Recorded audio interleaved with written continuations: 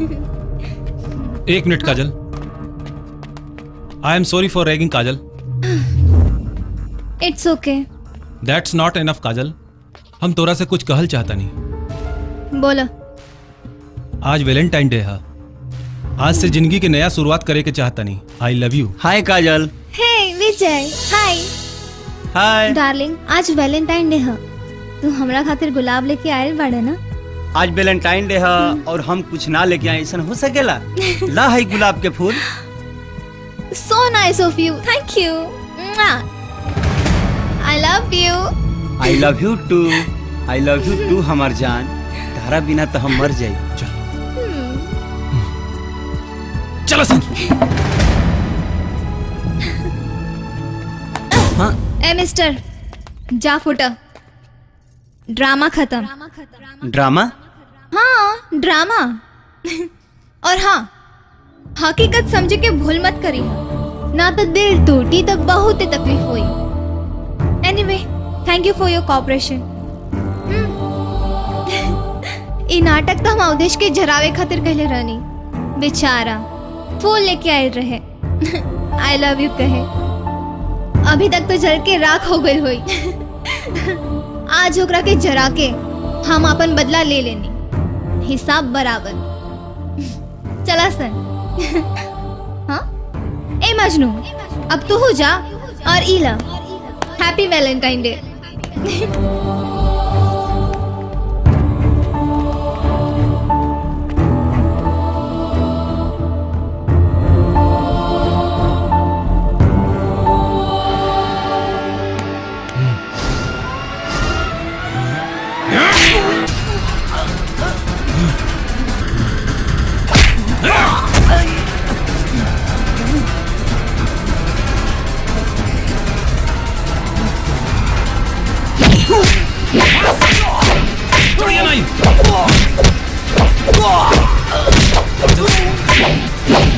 अरे चल ले ले में खा।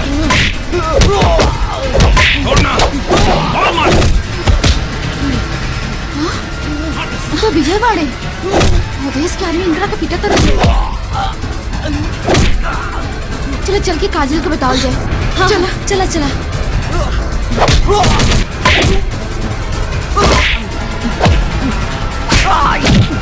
ओह गॉड, एग्जाम आने वाली है। तुम्हारा चैप्टर कंप्लीट है? ओहो, तुम्हारा बताओ। काजल, तोहरा झूठा प्यार के सच्चा समझ के अवधेश और अवधेश के आदमी विजय के जान लेवे पर उतारू हो गए बाड़न सन।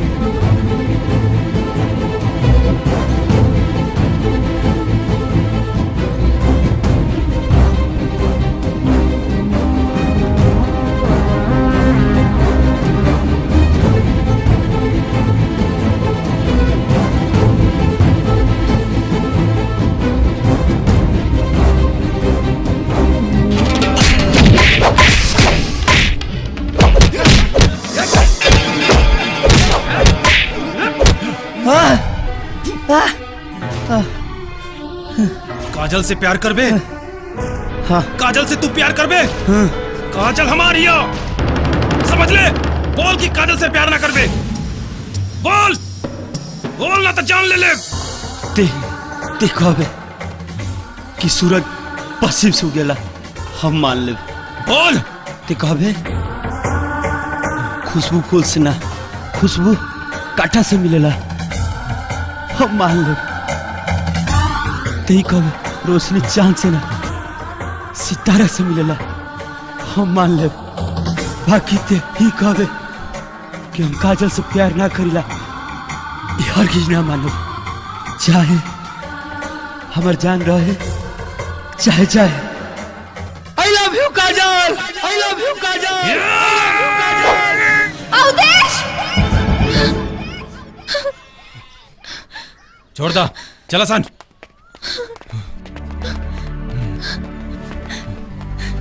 Vijay, I am sorry Vijay. I love you too, I love you too Vijay. I am sorry Vijay, हमके माफ कर दो विजय। विजय, आई लव यू।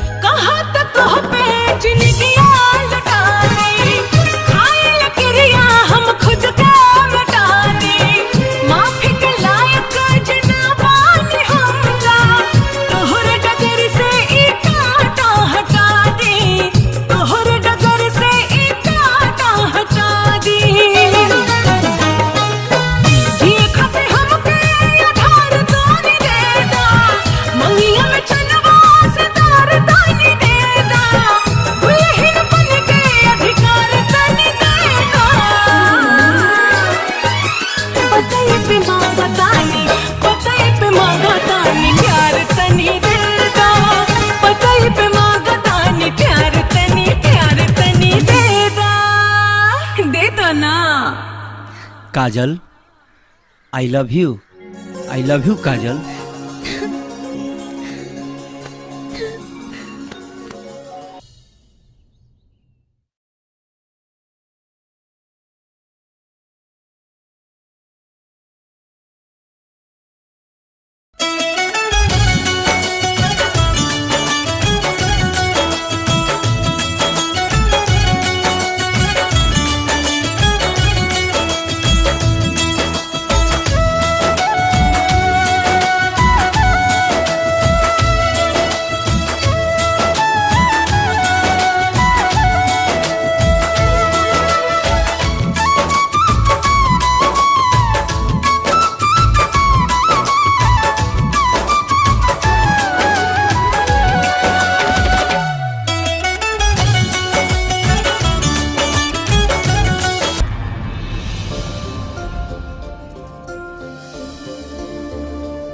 ना हाथ से माई की रोटी बना के खिए।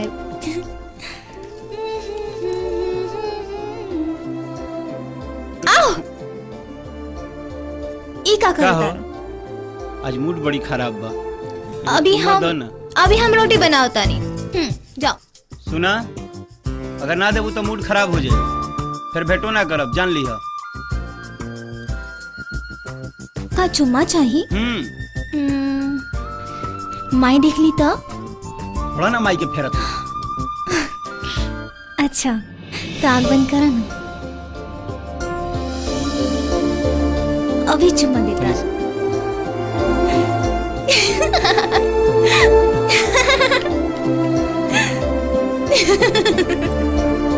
आटा, हम तारा से चुम्मा मंगनी है, अब दिखाओ तनी कैसे चुम्मा लेगा।